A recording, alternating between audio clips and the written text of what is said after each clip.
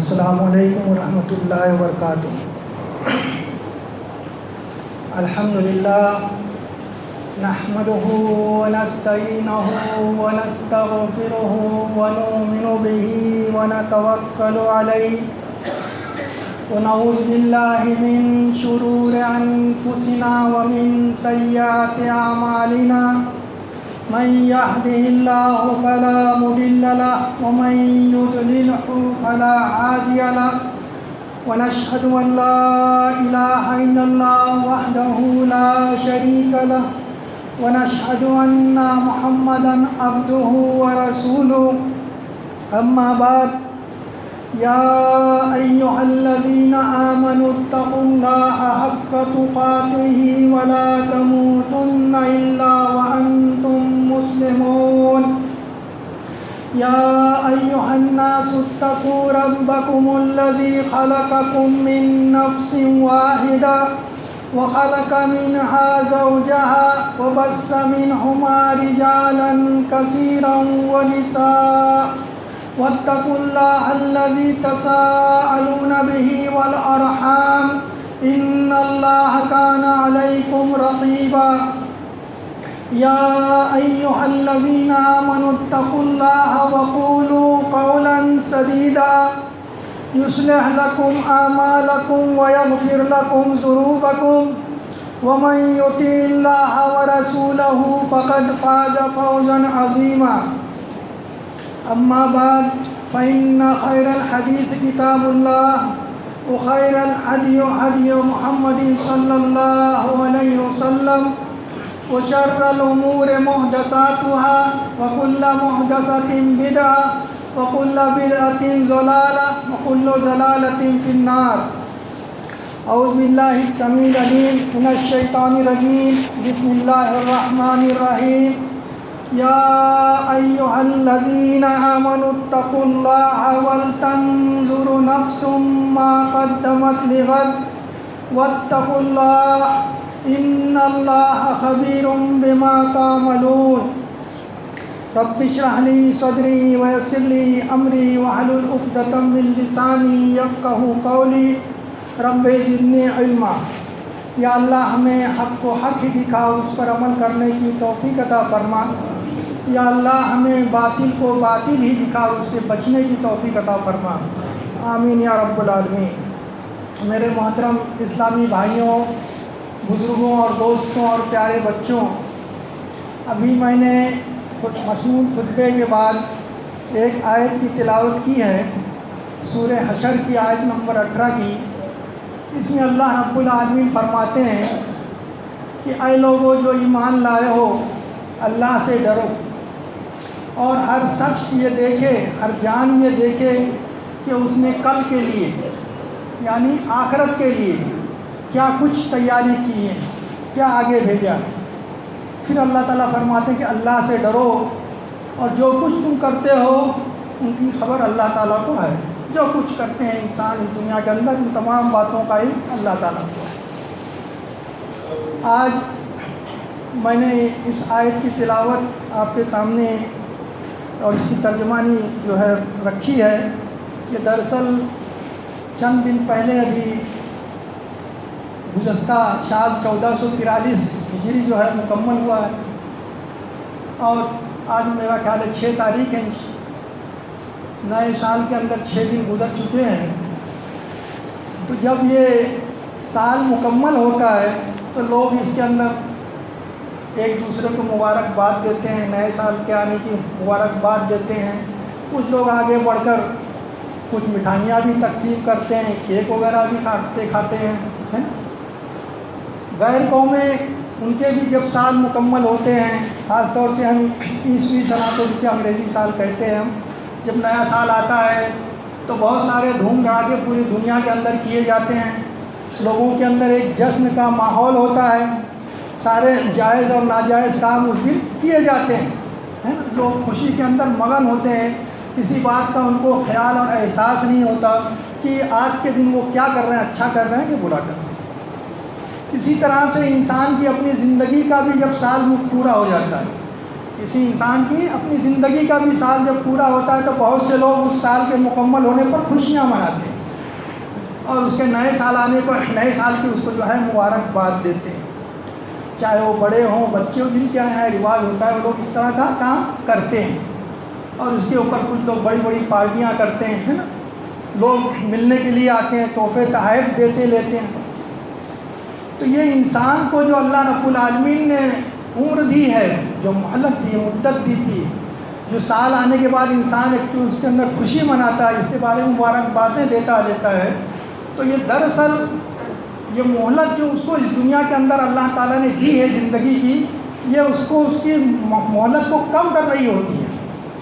انسان اگر اس دنیا کے اندر 60 سال یا 70 سال کے لیے آیا ہے اور اگر آج وہ 50 سال کا ہو گیا اور لوگ اسے مبارکباد دے رہے ہیں، تو گویا اب اس کی زندگی کے 10 یا 20 سال ہی باقی ہے، 50 سال وہ گزار چکا ہے۔ اسلام جس بات کی ہم کو نصیحت کرتا ہے، جس بات کی تعلیم دیتا ہے کہ انسان اپنی زندگی کا گزرنے والا ہر دن، سال نہیں، ہر دن، ہر مہینہ یا ہر لمحہ یا ہر سال اس کو اپنا احتساب کرنا چاہیے کہ جو مجھے یہ مہلت ملی ہے اس دنیا کے اندر، جو زندگی ملی ہے، جو میں گزار رہا ہوں یا جتنی گزار چکا ہوں، اس میں نے کیا کرم کیے ہیں، کیا کام کیے ہیں، اچھا کیا ہے کہ برا کیا۔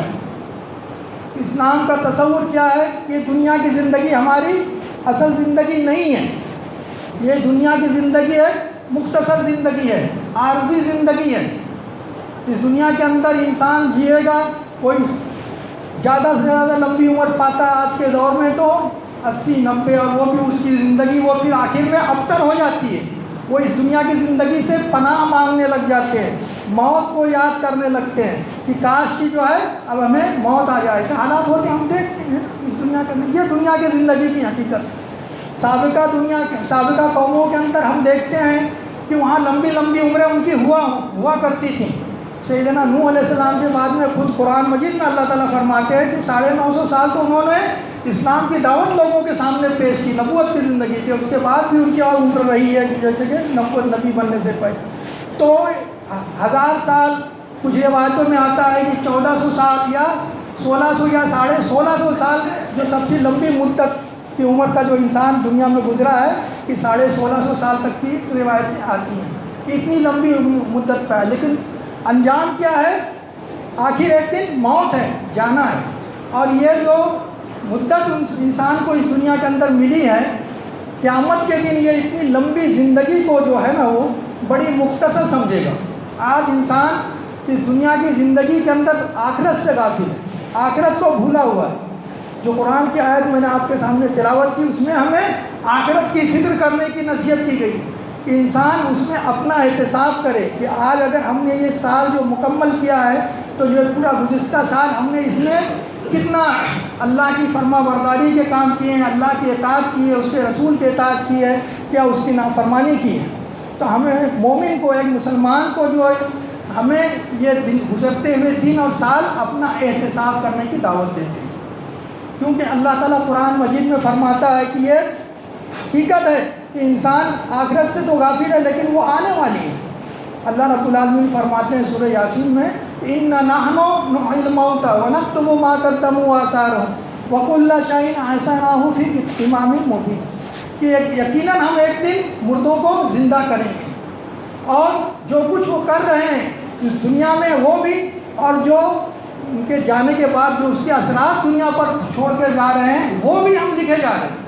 اور یہ ایک کھلی کتاب کے اندر درج ہے کہ انسان اس دنیا کے اندر جو بھی کام کرتا ہے، اچھے یا برے، اپنی زندگی کے اندر اور اس کے جانے کے بعد اس دنیا پر اس کے اثرات اگر اچھے ہو رہے ہیں تو اس کے لیے وہ دار ہے، اس کے لیے کیا ہے، خیر کا باعث ہوگا۔ اگر اس کی وجہ سے اس دنیا پہ برے اثرات آ رہے ہیں، لوگ برے کام کر رہے ہیں، تو اس کے لیے عذاب کا باعث ہوگا۔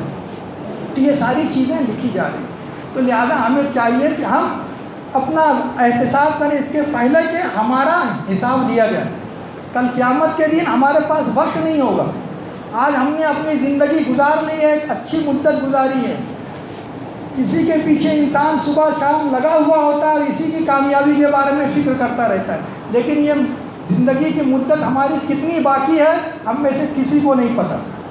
زندگی کتنی گزر گئی ہے تو سب کو پتہ ہے کہ آج میں 50 سال کا ہو گیا، آج میں 60 سال کا ہو گیا، آج میں 30 کا 25 کا ہو گیا، لیکن آگے باقی کس کی کتنی ہے کسی کو نہیں پتہ۔ وما تدری نفس ماذا تکسب غدا وما تدری نفس بأی ارض تموت، کہ کوئی انسان نہیں جانتا کہ کل وہ کیا کچھ کمائے گا، اور کوئی نہیں جانتا کہ کس طرح زمین میں اس کی موت آئے گی۔ یہ اللہ کے علم میں ہم جانتے ہیں، اس پر زیادہ تفصیل جاننے کی ضرورت نہیں ہے۔ ہماری آنکھیں دیکھتی ہیں کہ لوگ انسان گھر سے صبح صحیح سالم نکلتا ہے، کوئی تکلیف نہیں ہوتی ہے، شام کو میت کی خبر آ جاتی ہے۔ حادثات کی دنیا ہے، حادثات ہو جاتے ہیں، یا کوئی بیماری لگ جاتی ہے، یا کوئی اور وجہ وجوہات بن جاتی ہے کہ انسان جو ہے تندرست رہتا ہے، کوئی تکلیف نہیں ہوتی، کوئی پریشانی نہیں ہوتی، لیکن وہ اس دنیا سے رخصت ہو جاتا ہے۔ تو یہ واقعات ہمیں عبرت اور نصیحت کا ذریعہ بنتے ہیں۔ جیسے کہ میں نے مثال دی کہ لوگ جو ہے اپنی سالگرہ کے اوپر جو ہے لوگوں کو جمع کرتے ہیں، پارٹیاں کرتے ہیں، تحفے تحائف لیتے اور دیتے ہیں۔ انسان نہیں جانتا کہ وہ جو یہ پارٹی منعقد کر رہا ہے، اس پارٹی کے اندر وہ پورا زندہ رہے گا کہ نہیں۔ بہت سارے واقعات ایسے، پچھلے سال 2-3 واقعات ہم نے اخباروں میں پڑھے ہیں، سنے بھی ہیں، کہ انسان اپنی برتھ ڈے کے لیے پارٹی منا رہا ہے، لیکن اسی پارٹی میں اس کی موت واقع ہو جاتی ہے۔ وہ دن اس کی زندگی کا آخری دن ہوتا ہے، تو کوئی نہیں جانتا کہ کتنی اس کی زندگی باقی ہے۔ تو لہٰذا ہمیں چاہیے کہ اس سے پہلے کہ ہماری کتاب ہمیں دی جائے آخرت کے اندر، اقرا کتاب، کہ جب وہ دیا جائے کتاب کو لے اپنی کتاب تو پڑھ، اپنا حساب لینے کے لیے تو ہی کافی ہے، اس کے پہلے ہم اس دنیا میں اپنا احتساب کریں، اپنا خود حساب کریں، تاکہ اس دن کی پریشانی اور اس دن کی مصیبت اور آفت سے ہم بچیں۔ تو ہمیں سب سے پہلے اپنے احتساب میں یہ چیز دیکھنا چاہیے کہ ہم اللہ تعالیٰ کا حق صحیح ادا کر رہے ہیں کہ نہیں کر رہے ہیں۔ اللہ کا جو حق ہمارے اوپر ہے، جو ہمارا خالق ہے، جو ہمارا مالک ہے، اس کے حقوق کو ہم صحیح طریقے سے ادا کر رہے ہیں کہ نہیں کر رہے ہیں۔ اللہ کا سب سے پہلا حق ہمارے اوپر یہ ہے کہ ہم اس کی خالص اسی کی عبادت کریں، اسی کی بندگی کریں۔ حضرت معاذ بن جبل رضی اللہ تعالیٰ عنہ فرماتے ہیں کہ ایک سفر میں اللہ کے رسول صلی اللہ علیہ وسلم کے ساتھ سواری پر پیچھے بیٹھا تھا۔ آپ صلی اللہ علیہ وسلم نے کہا، اے معاذ بن جبل۔ معاذ بن جبل فرماتے کہ میں نے کہا، اللہ کے رسول حاضر ہوں، فرمائیے، غلام اطاعت کرے گا۔ لیکن آپ نے خاموشی اختیار کی۔ کچھ دیر پھر سفر جاری رہا، اس کے بعد آپ نے کہا، اے معاذ بن جبل۔ تو معاذ بن جبل فرماتے کہ میں نے پھر کہا کہ میں حاضر ہوں، اللہ کے رسول، فرمائیے، سنوں گا اور اطاعت کروں گا، لیکن آپ خاموشی اختیار کرتے ہیں۔ پھر کچھ دیر سفر کرتے ہیں، اس کے بعد پھر فرماتے ہیں، اے معاذ بن جبل۔ تو پھر وہ وہی جواب دیتے ہیں کہ اللہ کے رسول حاضر ہوں، فرمائیے، سنوں گا اور اطاعت کروں گا۔ تو اس وقت اللہ کے رسول صلی اللہ علیہ وسلم فرماتے ہیں کہ اے معاذ، کیا تم جانتے ہو کہ اللہ کا اس کے بندوں پر کیا حق ہے؟ اللہ کا اس کے بندوں پر کیا حق ہے؟ تو کہتے ہیں کہ اللہ اور اس کے رسول ہی بہتر جانتے ہیں، اللہ اور اس کے رسول ہی بہتر جانتے ہیں۔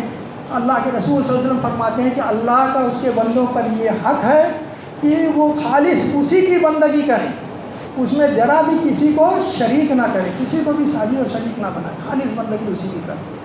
پھر سفر جاری رہتا ہے، تھوڑی دیر کے بعد پھر کہتے ہیں کہ اے معاذ بن جبل، کیا تم جانتے ہو کہ اللہ کی خالص بندگی کرنے والے بندوں کا اللہ پر کیا حق ہے؟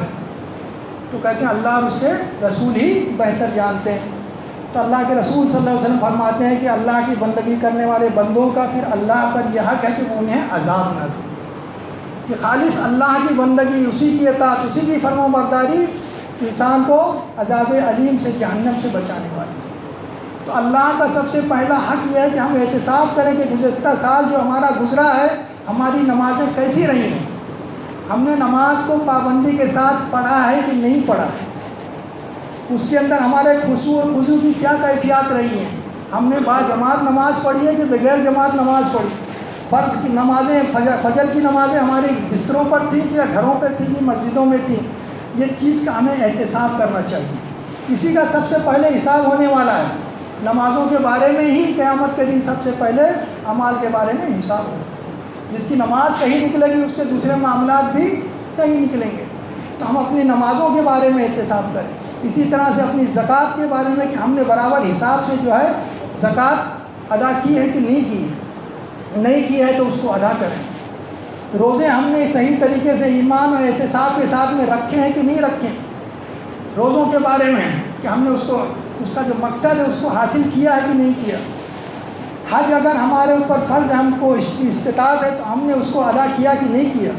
اگر نہیں کیا تو اس کے لیے کیا کوششیں کی ہیں ہم نے. کیا ہم اس کو صرف ٹالتے ہی رہے کہ یہ کام ہو جائے گا تو حج کریں گے، وہ کام ہو جائے گا تو حج کریں گے، یا اس کے بارے میں کچھ ہم نے منصوبہ بنایا کچھ بنائیں گے. تو میرے بھائیوں، ہمیں اپنا احتساب کرنا چاہیے کہ ہماری زندگی کے کتنے دن باقی ہیں ہم نہیں جانتے. تو اس طرح سے عبادات کے بارے میں ہم احتساب کریں.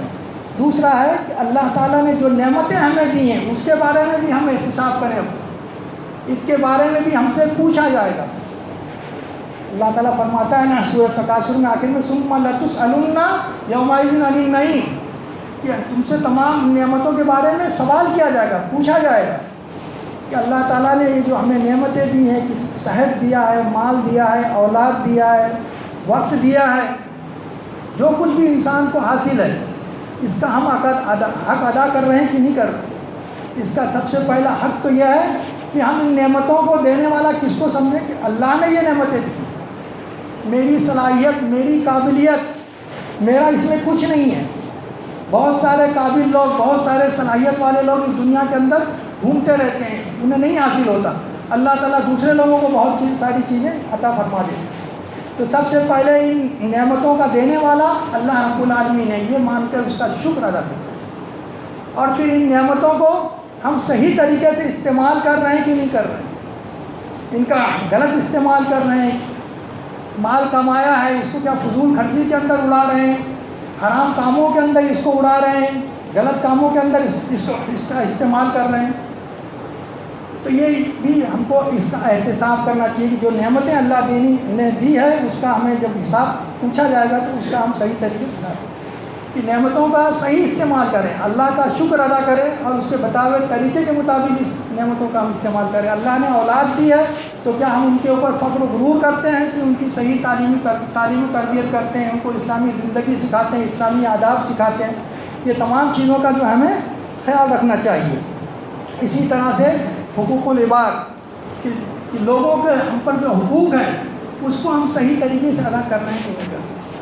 لوگوں کے جو ہم پر حقوق ہیں اس کو ہم صحیح طریقے سے ادا کر رہے ہیں. ایک انسان پر اللہ کے بعد سب سے پہلے اس کے والدین کا اس کے اوپر حق ہے کہ ہم اپنے ماں باپ کے حقوق کو صحیح طریقے سے ادا کر رہے ہیں کہ نہیں کر رہے ہیں. ماں باپ کے ساتھ میں ادب و احترام سے پیش آتے ہیں کہ نہیں آتے ہیں، ان کی ضرورتوں کا خیال کرتے ہیں کہ نہیں کرتے ہیں، ان کے بارے میں ہمیں فکر رہتی ہے کہ نہیں رہتی ہے، ان کے ساتھ ہم اٹھتے بیٹھتے ہیں کہ نہیں بیٹھتے ہیں. اس کو ہمیں سوچنا چاہیے. اس کے اگر ایسا نہیں کر رہے ہیں تو پھر اللہ سے توبہ استغفار کرنا چاہیے، معافی مانگنا چاہیے اور ان حقوق کو ادا کرنا چاہیے. اللہ تو اپنے حق کو معاف بھی کر سکتا ہے، بندوں کے حقوق کو اللہ نہیں معاف کرنے والا ہے. لوگوں کے حقوق کو اللہ نہیں معاف کرے گا. تو لہٰذا حقوق العباد میں سب سے پہلے ہمیں اپنے والدین کا حق کا خیال رکھنا چاہیے. قرآن مجید میں اللہ تعالیٰ نے فرمایا کہ ان کو اف تک نہ کہو، ان کے سامنے جھک کر رہو. آج بچے لوگ اپنے والدین کے ساتھ تو تڑاک سے بات کرتے ہیں، اکڑ کے بات کرتے ہیں. یہ سب گناہ کی باتیں ہیں، گناہ کے کام ہیں. اس سے انسان کو چاہیے کہ اپنے آپ کو بچائے، ان کے ساتھ نرمی کے ساتھ میں بات کرے، محبت کے ساتھ میں بات کرے کہ جس سے ان کے دل کو خوشی ہو، مسکرا کر ان سے ملے. اسی طرح سے اپنے اہل و عیال یعنی اپنے بیوی بچوں کے وہ حقوق ادا کر رہا ہے کہ نہیں کر رہا ہے. بیوی بچوں کے حقوق کو صحیح طریقے سے ادا کرے. اپنے پڑوسیوں کے حقوق کو ادا کر رہا ہے کہ نہیں کر رہا ہے. ان کے سب کے بارے میں پوچھا جائے گا سوال کہ پڑوسی اس کی وجہ سے تنگ تو نہیں ہے، اس کے اہل و عیال اس کی وجہ سے تنگ تو نہیں ہے. باہر تو انسان بڑا نرم دل ہے لیکن گھر کے اندر ایک دم سخت دل بنا ہوا ہے بیوی بچوں کے لیے. ایسا تو نہیں ہے معاملہ. یہ تمام چیزیں جو ہے ہم کو احتساب کرنا چاہیے، ورنہ قیامت کے دن آتا ہے وہ روایت میں کہ جو لوگ حقوق العباد سے جو ہے غفلت برتتے ہیں، نہیں ادا کرتے ہیں، تو اس دنیا سے بھلے وہ نیکیوں کے ڈھیر لے کے جائیں گے. اللہ کے نبی صلی اللہ علیہ وسلم نے فرمایا نا کہ مفلس کون ہے، مفلس کون ہے؟ تو فرمایا کہ مفلس ہمارے نزدیک تو وہ ہے کہ جو نہ مال رکھتا ہے نہ دنیاوی ساز و سامان رکھتا ہے، وہ مفلس ہے. تو اللہ کے رسول صلی اللہ علیہ وسلم نے فرمایا کہ میرے امت کا مفلس وہ نہیں ہے، بلکہ میرے امت کا مفلس وہ ہے کہ قیامت کے دن وہ نمازوں کے ساتھ میں آئے گا، روزوں کے ساتھ میں آئے گا، زکوٰۃ کے ساتھ میں، یعنی بہت سارے وہ نیک اعمال لے کر آئے گا، لیکن اس کے ساتھ دنیا میں اس نے لوگوں کے ساتھ میں ظلم و زیادتی کی ہوگی، کسی کا مال کھایا ہوگا، کسی کی غیبت کی ہوگی، کسی پر الزام لگایا ہوگا، کسی کو قتل کیا ہوگا۔ یہ ساری چیزیں جو انسان اس دنیا میں کر کے جائے گا، وہ چاہے کتنا بھی نیکی کے اعمال لے کے جائے، لوگوں کے اندر وہ تقسیم کر دیے جائیں گے، اور پھر آخر میں اس کی نیکیاں ختم ہو جائیں گی تو لوگوں کے گناہ اس کے اوپر ڈال دیے جائیں گے، اور بظاہر یہ بندہ جو دنیا میں بہت ہی نیک تھا، صالح تھا، اٹھا کے جہنم میں ڈال دیا جائے گا۔ تو حقوق العباد کا ایک دم خیال رکھنا چاہیے ہمیں، اور اس کے ساتھ میں یہ بھی ہم احتساب کریں کہ یہ جو دن گزر رہے ہیں یا سال گزر رہے ہیں، اس میں ہم نے کتنا اپنے آپ کو گناہوں سے بچایا، اور کتنا نیکی اور خیر کے کام خود کیا ہے، اور اس میں لوگوں کا تعاون کیا۔ نیکی اور خیر کے کاموں میں کتنا ہم نے تعاون کیا، کتنا ہم نیکی کی طرف بڑھتے ہیں، کتنا برائی سے اپنے آپ کو بچاتے ہیں۔ ان تمام چیزوں کے اوپر ہم کو سوچنا چاہیے، غور کرنا چاہیے۔ اللہ تعالیٰ فرماتا ہے مومنوں کو وتعاونوا علی البر والتقوی ولا تعاونوا علی الاثم والعدوان، نیکی اور خیر کے کاموں میں، پرہیزگاری کے کاموں میں ایک دوسرے کا تعاون کرو، اور نافرمانی کے اور گناہ کے کاموں میں کسی کا تعاون نہ کرو۔ تو ہم نے نیکی اور خیر کا کام خود کتنا کیا ہے، اور کرنے والوں کے ساتھ تعاون کتنا کر رہے ہیں، اور برائی سے روکنے کے لیے کتنی کوششیں کر رہے ہیں، اس کا بھی ہم کو احتساب کرنا چاہیے۔ اگر ہم یہ سب کر رہے ہیں تو الحمدللہ اس پر اللہ کا شکر ادا کرنا چاہیے، اور اس کی قبولیت کے لیے اللہ کے سامنے دعا کرنا چاہیے، التجا کرنا چاہیے کہ اللہ میرے ان اعمال کو قبول فرمائے۔ اپنے آپ کو کوئی بڑی چیز نہ سمجھے کہ میرے اندر یہ خوبیاں ہیں، یہ کچھ جو کیا ہے میں نے یہ اللہ کی توفیق سے ہی کیا ہے، اللہ نے ہی اس کی ہم کو توفیق دی ہے تب ہم نے یہ اعمال کیے ہیں۔ تو اللہ سے قبولیت کے لیے دعا کریں، اس کے اندر کوئی ریاکاری نہیں ہونا چاہیے، کوشش کریں کہ اعمال جو ہمارے خالص اللہ کی رضا کے لیے ہوں۔ تو اعمال کی قبولیت کے لیے اللہ رب العالمین سے دعائیں کرنی چاہیے، اور اگر اس میں غلطی ہے، کمی ہے، کوتاہی ہے، جانتے بوجھتے یا انجانے میں نافرمانی کے کام کیے ہیں، اللہ نمازوں میں کوتاہی ہے، روزے صحیح نہ رکھے ہیں، زکوٰۃ صحیح نہیں دیا ہے، تو ان سے اپنی اصلاح کرنے کے ساتھ ساتھ میں اللہ سے توبہ استغفار کریں، اللہ سے معافی مانگیں۔ آج ہمارے پاس وقت ہے، اس دنیا کی زندگی کے اندر انسان کے دو ندامت کے آنسو اس کے تمام گناہوں کو معاف کرنے کا ذریعہ بن سکتے ہیں۔ قیامت کے لیے انسان رو رو کے آنسوؤں کی دریا بھی بہا دے گا تو وہاں کوئی فائدہ نہیں ہوگا۔ تو یہ وقت ہمارے پاس میں ہے، اس سے اللہ سے توبہ کریں، معافی مانگیں، استغفار کریں اللہ سے کہ اللہ مجھ سے جو غلطیاں ہوئی ہیں، جانتے بوجھتے یا انجانے میں، ان سب کو تو معاف فرما۔ توبہ کرنے کو اللہ رب العالمین بہت پسند کرتے ہیں۔ انسان غلطی کرنے کے بعد میں جب وہ پلٹ کر توبہ استغفار کے لیے آتا ہے تو اللہ تعالیٰ کو بڑی خوشی ہوتی ہے۔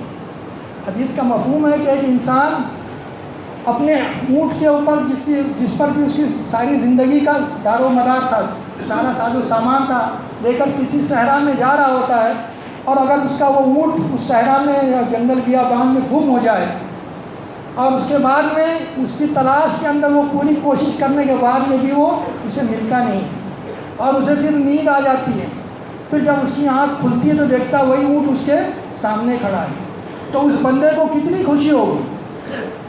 اللہ کو اس سے کہیں زیادہ خوشی ہوتی ہے کہ جب بندہ گناہ کر کر واپس پلٹتا ہے اور اللہ رب العالمین سے معافی مانگتا ہے۔ اللہ کی شان تو یہ ہے کہ وہ اتنا غفور الرحیم ہے کہ اللہ تعالیٰ کے نبی صلی اللہ علیہ وسلم فرماتے ہیں کہ اللہ تعالیٰ دن میں اپنے ہاتھ کو پھیلاتا ہے کہ جو رات میں گناہ کیا ہے وہ صبح اس سے معافی مانگے۔ رات میں اپنے ہاتھ کو پھیلاتا ہے کہ جو دن میں گناہ کیا ہے وہ اس سے معافی مانگ لے، اور اللہ رب العالمین معاف کر دے۔ اور یہ یوں ہی اللہ تعالیٰ کرتا رہے گا جب تک کہ سورج مغرب سے طلوع نہیں ہو جاتا، اس کے بعد توبہ کا دروازہ بند ہو جائے گا۔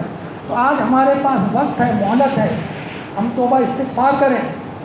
اللہ تعالیٰ نے اہل ایمان کو قرآن مجید میں کئی جگہ پہ نصیحت کی ہے، یا ایھا الذین آمنوا توبوا الی اللہ توبۃ نصوحا عسیٰ ربکم ان یکفر عنکم سیئاتکم ویدخلکم جنات تجری من تحتہا الانہار۔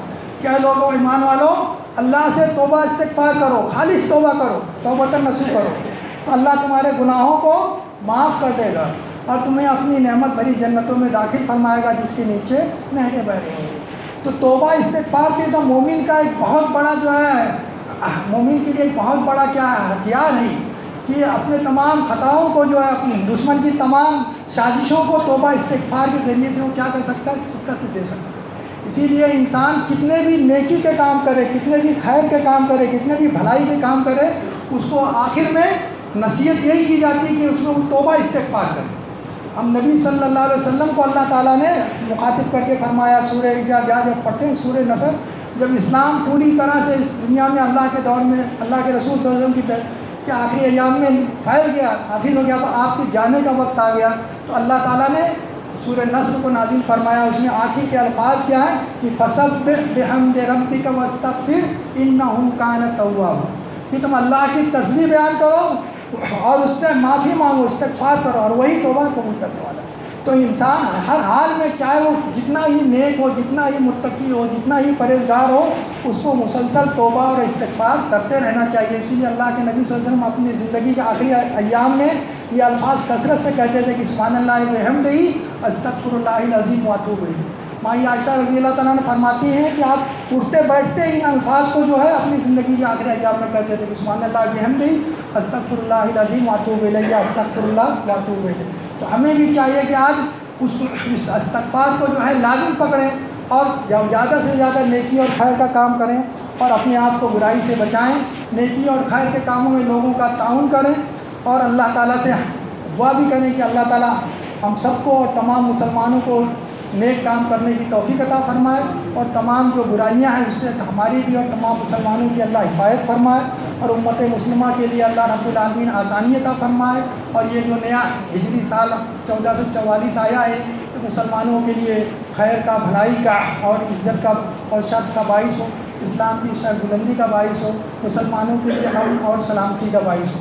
سبحان ربک رب العزت عما یصفون وسلام علی المرسلین والحمد للہ رب العالمین۔